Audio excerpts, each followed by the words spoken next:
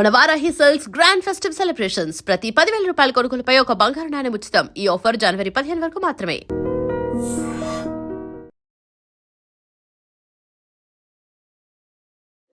నమస్కారం, welcome to I dream. ధర్మ మార్గం విత్ విజిత కార్యక్రమానికి స్వాగతం.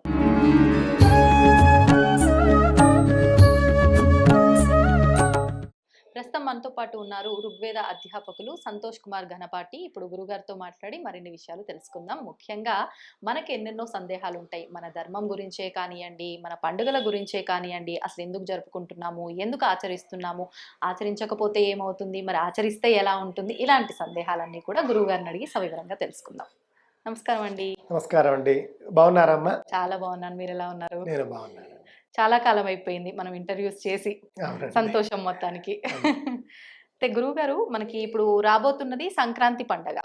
కొన్ని పండుగలు ఒక్క రోజునే జరుపుకుంటూ ఉంటాం, కొన్ని పండుగలు 2-3 రోజుల పాటు కూడా విశేషంగా జరుపుకుంటాం. అలా చూస్తే ఈ సంక్రాంతి కూడా మనము భోగి అని, కనుమ అని, సంక్రాంతి అని ఇలా 3 రోజులు జరుపుకునే పండగ. కానీ ఒక సందేహం అండి, ఈ పండగ అన్ని ప్రాంతాల వాళ్ళు జరుపుకున్నప్పటికీ ఎక్కువ ఆంధ్రాలో మంచిగా విశేషంగా జరుపుకుంటారు, తెలంగాణలో దసరా జరుపుకుంటారు. కొంతమంది అంటారు ఇది ప్రాంతీయ పండగ అని. మరి ప్రాంతీయ పండగ అయితే ఇక్కడ ఆ కొద్ది మంది అయినా జరుపుకోకూడదు కదా, అసలు ఇది ప్రాంతీయ పండుగ నిజంగా మన శాస్త్రంలో ఉందా, అసలు ఎందుకు ఈ పండుగ జరుపుకోవాలి, దాని గురించి వివరించండి. చాలా మంచి ప్రశ్న అండి. సంక్రాంతిని మన వాళ్ళు తెలుగు వాళ్ళందరూ కూడా పెద్ద పండుగ అని అంటారు. అవునండి. తమిళం వాళ్ళేమో పొంగల్ అని చెప్పేసి వాళ్ళు పిలుచుకుంటారు. అలాగే కేరళ వాళ్ళు కూడా పొంగల్ అంటారు. ఉత్తరాదిలో కూడా మీరు చూస్తే సంక్రాంతి, సంక్రమణ్ అని చెప్పేసి వేరే వేరే పేర్లు ఉన్నాయి. మొత్తం మీద మనం చూసుకున్నప్పుడు దేశవ్యాప్తంగా హిందువులందరూ జరుపుకునే పండుగగా మనకు కనిపిస్తూ ఉన్నది. అందరూ జరుపుకునే పండుగ సంక్రాంతి అని అంటే అసలు ఏమిటి? సంక్రమణము అని అర్థం. ఎవరి సంక్రమణం అని అంటే సూర్యుడు ఒక్కొక్క నెలకు ఒక్కొక్క రాశి నుండి ఇంకో రాశికి మారుతూ ఉంటాడండి. మొత్తం సంవత్సరంలో 12 మాసాలు. ఒక్కొక్క మాసాన్ని మనం తీసుకుంటే కనుక ఒక మాసం మేషంలో ఉంటాడు, సరిగ్గా 30 రోజులు ఉంటాడు. మళ్ళీ తర్వాత వృషభంలోకి వస్తాడు, 30 రోజులు. ఈ విధంగా 12 మాసాలు, 12 రాశులు. అతను ఉన్న రాశిని వదిలిపెట్టి కొత్త రాశిలోకి ప్రవేశించేటటువంటి రోజును సంక్రమణము అని అంటారు.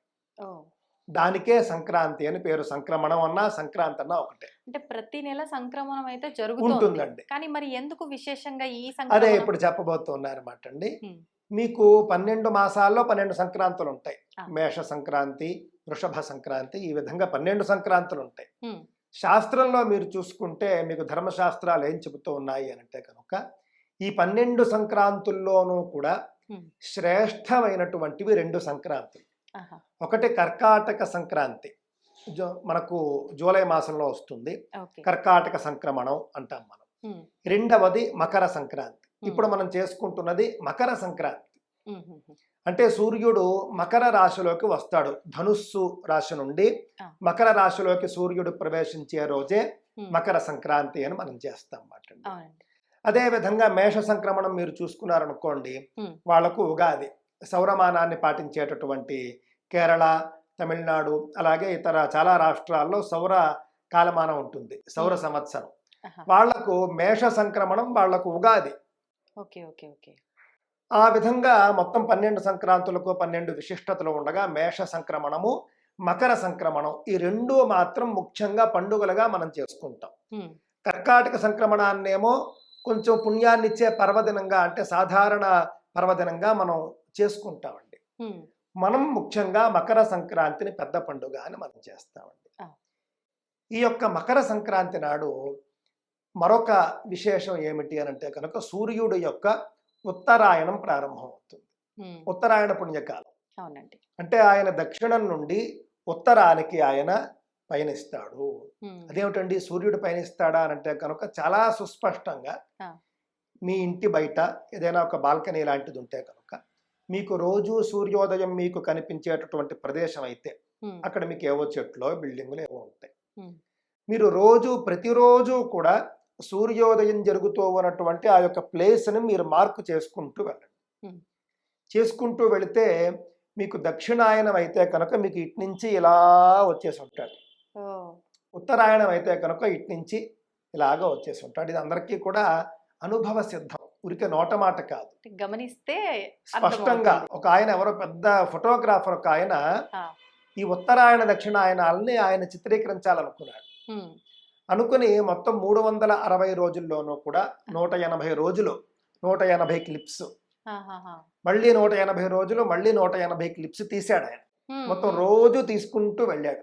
ఉత్తరాయణంలో దక్షిణాయనంలో మొత్తం అండి రోజుకు ఒక క్లిప్, ఎక్కడ సూర్యుడు ఉదయించాడు అని అలా తీసుకుంటూ వెళ్తే మీకు చక్కగా నీట్గా ఇలా ఉంటాయి అన్నమాట. మళ్ళీ మీకు ఇలా ఉంటాయి. అంటే ఆ యొక్క ఉత్తరాయణ దక్షిణాయనాలు అనేవి సత్యములు.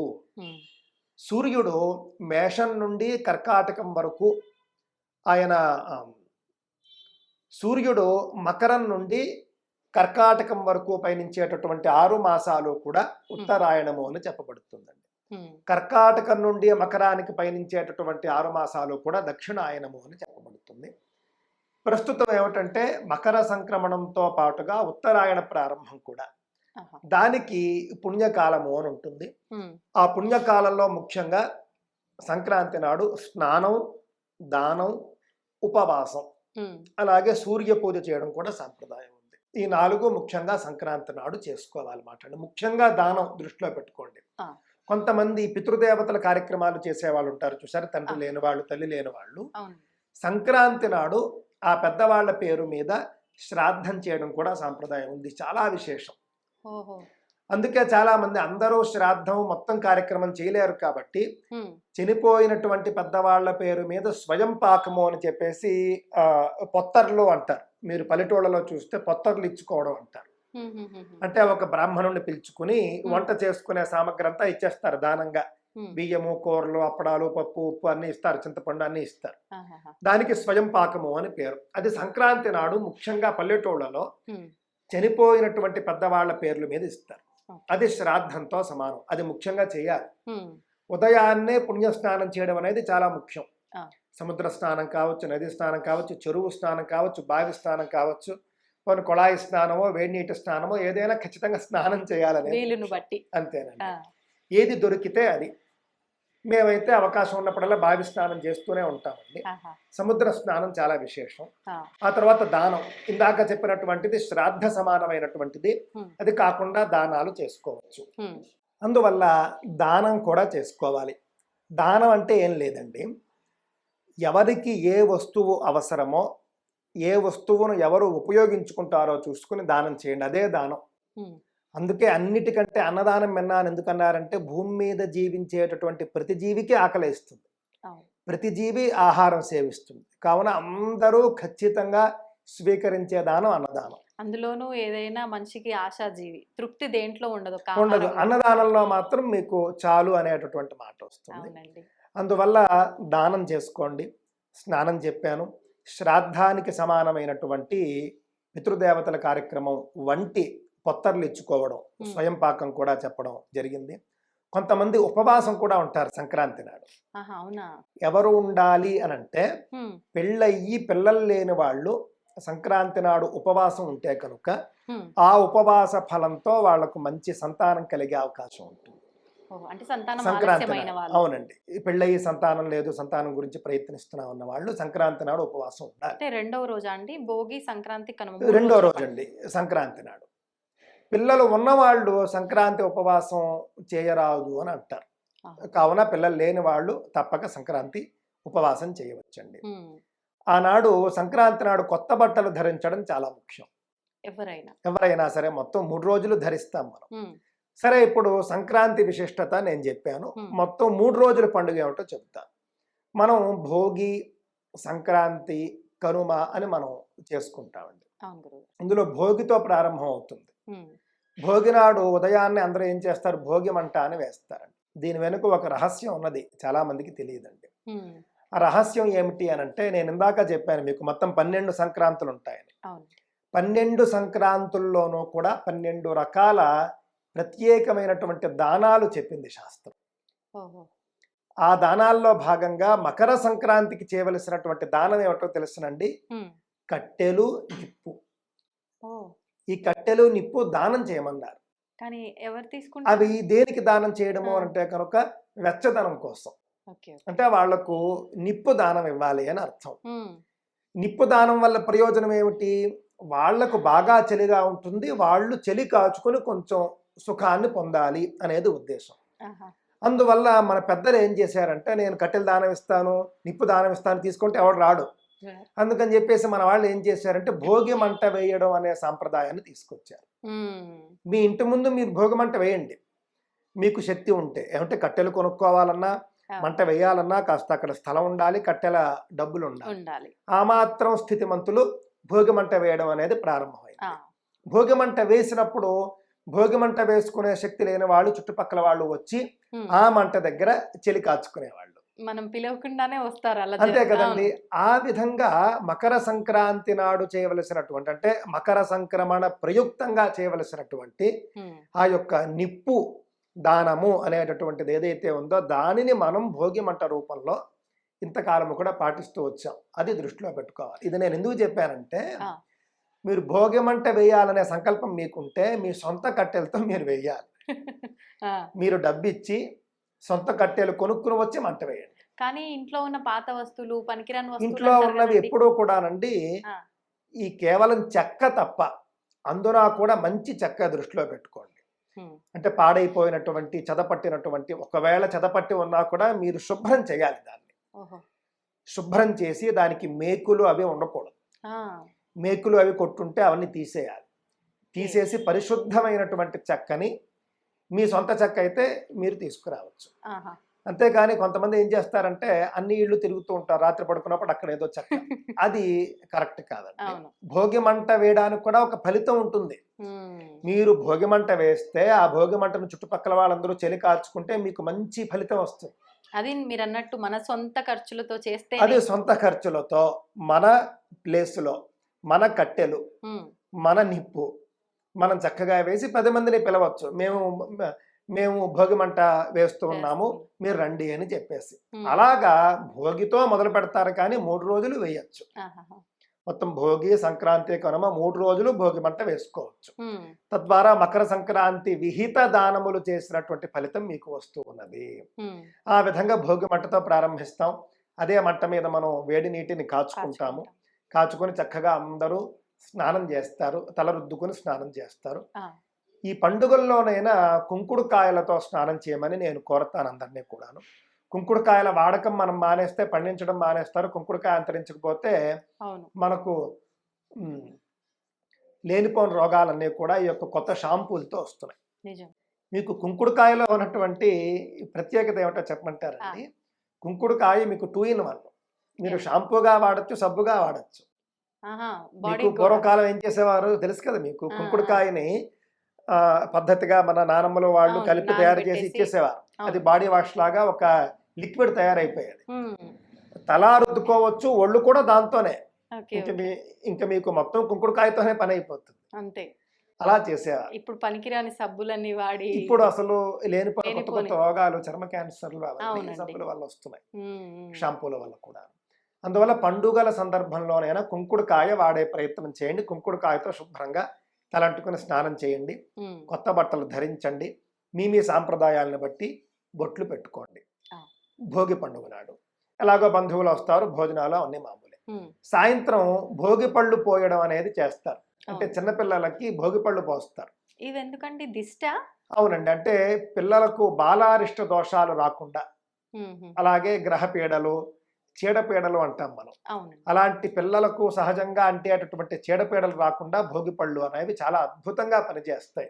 పిల్లలు అంటే ఎన్ని సంవత్సరాల నుంచి ఎన్ని సంవత్సరాలు? 6 ఏళ్ల వయసు ఉన్న వాళ్ళ వరకు చేస్తారండి మామూలుగాను. సరే 12 ఏళ్ల వరకు కూడా చేసేస్తున్నారు ఈ రోజుల్లో.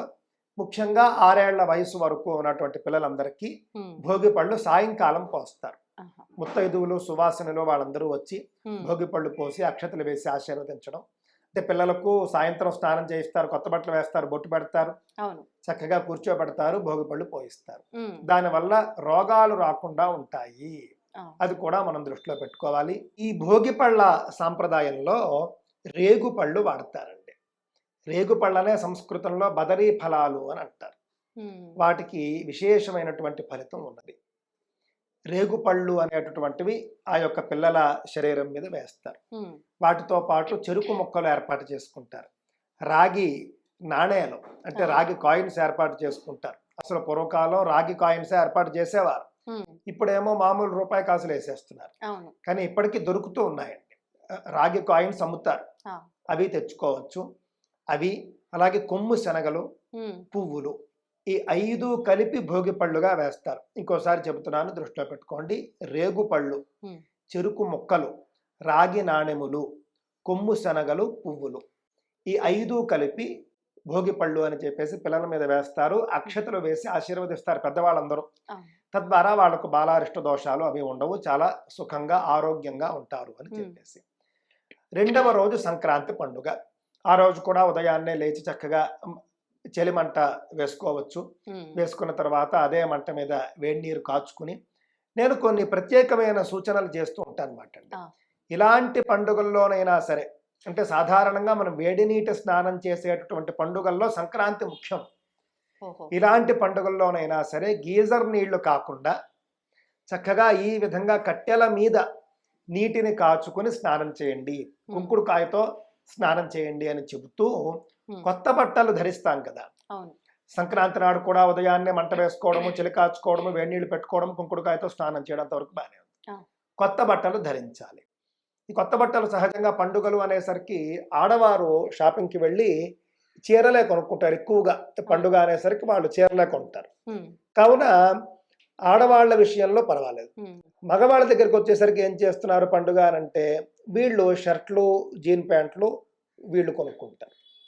ఇప్పుడు వస్త్రధారణ గురించి మనం మాట్లాడుతాం, ఆడవారు ఇలా కట్టుకోవాలి చేసుకోవాలి అని. అత్యధికంగా పండుగలకు పెళ్ళిళ్లకు ఆడవాళ్ళు బాగానే చీరలే కొనుక్కుంటారు. అవును. కానీ మగవాళ్ళు ఎల్లప్పుడూ ప్యాంటు షర్ట్లు. మరి మన పంచెకట్టు ఏమైంది ఉమ్, అంటే, ఈ యొక్క పంచె అంటే ఈ యొక్క పంచె అనేసరికి ఉమ్, మన వాళ్ళందరూ అబ్బాయిలు భావించేది ఏమిటంటే, అదేదో వేద పండితుల బట్ట, ఆ, వేద లేకపోతే పండితులు పౌరోహిత్యం వ్రతాలు. చేయించే వాళ్ళ బట్ట, ఉమ్, లేకపోతే ఖచ్చితంగా పూజలు చేయించినప్పుడే కట్టుకునే బట్ట అవును. అని అనుకోవడం పక్కన పెట్టాడు. నిజం గురుగారు. అంటే కనీసం పండుగల్లోనైనా సరే పంచె కొనుక్కోవచ్చు కదా. ఉమ్, మీరు పండుగ బట్టలు అని కొనుక్కోవడానికి వెళ్తారు కదా, అవును. చక్కగా మంచి పంచె, పోనీ షర్టే వేసుకోండి కాదంటారు. ఉమ్, దాని మీద ఒక కండువా, రాజకీయ నాయకులు కండువా లాగా ఒకటి వేసుకోండి. ఆ, చాలా మందికి ఏమనిపిస్తుంది, పంచె చిన్నతనంగా భావించే వాళ్ళు కొంతమంది ఉంటారు. ఉమ్, ఉమ్, నేను మొన్న చూశాను మాట అండి, ఒక మంచి పట్టు పంచె, ఆ, కండువా, షర్టు, ఈ యొక్క మొత్తం సెట్టు ఉమ్, ఎంత అని అడిగాను. నాకు బాగా నచ్చింది. ఎంత అని అడిగితే 30,000 రూపాయలు చెప్పాడు. అమ్మా. ఆ, అంటే అంత బాగుంది. బాగుంది. ఇది 30,000 ఇవ్వచ్చు ఆ, అనిపించేట్టుగానే ఉంది. ఓ, అంటే మీకు పంచే కండువా అంటే సాంప్రదాయ వస్త్రాల్లో కూడా అద్భుతమైనటువంటివి వచ్చేసాయి. అవును. అంటే అన్ని విధాలుగా ఉన్నాయి, అన్ని అందరికీ విధాలుగా నచ్చే ఉన్నాయి. విధంగా. అంటే మీరేదో పంచె కట్టుకుని అయ్యో చిన్నతనంగా ఏదో పాడైపోయిన పంచె, పాత పంచెలాగా భావించక్కర్లేదు. మంచి లగ్జరీ పంచెలు, మంచి కాస్ట్లీ పంచెలు దొరుకుతున్నాయి. అవును. అవి కొనుక్కొని పండుగకి వేసుకోవచ్చు, కొత్తల్లుడికి పెట్టచ్చు. ఉమ్, ఆ విధంగా అబ్బాయిలు కూడా పండుగలకు పంచెలు ధరించండి, అమ్మాయిలు చీరలు ధరిస్తారు, అవును. లేదా లంగా ఓణీలు ధరిస్తారు. ఉమ్, ఇది చెబుతున్నాను. ఈ విధంగా సాంప్రదాయ వస్త్రధారణ స్త్రీ పురుషులిద్దరూ ఈ సంక్రాంతి పండుగకి చేసుకోండి అని చెబుతూ, సంక్రాంతి నాడు ఉమ్, సాధారణంగా కొత్త బట్టలు ధరించడం, బొట్టు పెట్టుకోవడం, పెద్దవాళ్ళ ఆశీస్సులు తీసుకోవడం, ఇందాక చెప్పినట్లుగా దానాలు అవి చేసుకుంటారు. బంధువులు వాళ్ళు వస్తే ఆటలు అవి చాలా చక్కగా మనందరికీ తెలిసినటువంటిది. గాలిపటం ఉమ్, వేసుకోవడాలు, గాలిపటం పోటీలు చాలా చోట్ల చేస్తూ ఉంటారు. అవును. అది కూడా ఒక ప్రత్యేకంగా మనకు కనిపిస్తుంది. ఉమ్, సంక్రాంతి తరువాతి రోజును కనుమ అంటాం మనం. ఈ యొక్క కనుమ నాడు ఆ. సహజంగా ప్రయాణాలు చేయకూడదండి, ఎందుకంటే చేయరు. ఆ, అంటే కనుమ అంటే ఏమిటంటే పంచ కనుమలు అని ఉంటాయి మొత్తం సంవత్సరంలో. 5 కనుమలు. ఉమ్, సహజంగా మనకు సంక్రాంతి కనుమే తెలుసు. అవును. 5 కనుమలు అని ఉంటాయి. ఉమ్, 5 కనుమలు ఏమిటట, సంక్రాంతి తరువాత రోజు ఒక కనుమ. అదేవిధంగా జాతరలు అని చేస్తారు, ఆ, గ్రామ దేవతల జాతరలు. అవునండి. ఆ జాతర చేసినటువంటి తరువాత రోజుకు కూడా కనుమ అని పేరు ఆ గ్రామవాసులకి. ఆహా. అదేవిధంగా కొన్ని సందర్భాల్లోని జరగకూడనివి జరిగి గ్రామం తగలబడిపోయి ఉంటుంది, ఉమ్, ఉమ్, ఆ తరువాత రోజుకు కూడా కనుమ అని పేరు. ఒక కుటుంబానికి ఒక కనుమ ఉంటుంది. ఆ కుటుంబంలో ఎవరైనా చనిపోయి శవదహనం చేసినటువంటి రోజు ఉంటుంది. ఉమ్, ఉమ్, ఆ తరువాత రోజు కనుమ అన్నారు. ఆహా, అలాగే గ్రహణం వచ్చినటువంటి తరువాత రోజు కనుమ అని అన్నారు. ఆ, ఈ 5 రకాల కనుమల నాడు కూడా ప్రయాణం చేయకూడదు. శూల అని ఉంటుంది. ఉమ్, అది శ్రేయస్కరం కాదు అని అర్థం మాటండి. ఓకే. ఈ పంచ కనుమల్లో సంక్రాంతి తరువాత రోజు కనుమ కూడా ఉన్నది.